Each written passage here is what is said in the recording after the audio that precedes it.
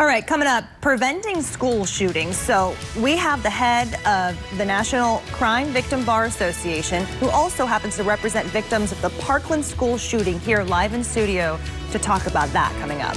At 7:15, welcome back to the program, and we welcome Mike Haggard, who is here. You're an attorney, and you are representing some of the victims of the Parkland shooting. You're here for a security conference this week, and we can really learn a lot about what you guys have gone through in Florida, especially here with 1 October. And even though that happened at a festival, we have parents watching right now sending their kids to school, and they want to know the latest.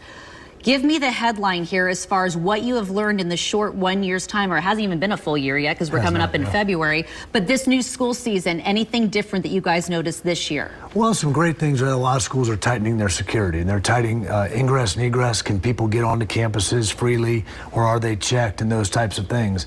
The problem is not everyone's doing it. I've driven to several schools where I can get right on campus, right into an office. The bell rings and hundreds of students come out and nobody checked who I was. So there are problems. All parents should know, and I hate to say this, but I've got 2 teenage kids.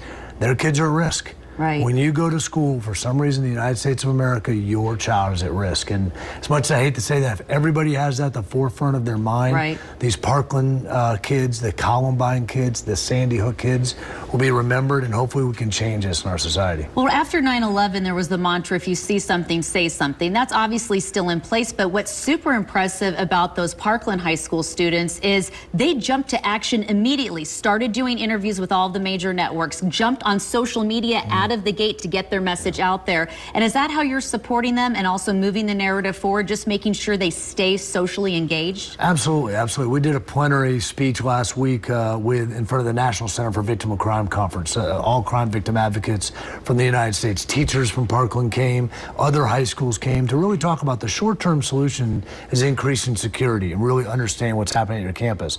The long-term solutions, which everybody wants to talk about guns and mental health, are things that aren't going to happen this year.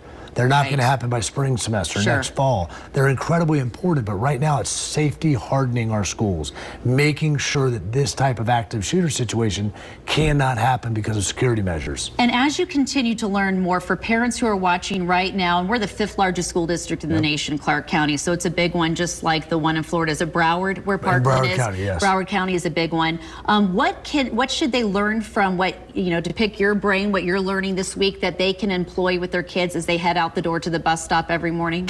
First thing, go to your school. See if you can gain access alone at any time of the day. If you have a chance, or talk to other parents. Can anybody get on there? Secondly, what are they doing about checking what kids have? And very importantly is that when you talk about say something, see something, and also kids that are isolated.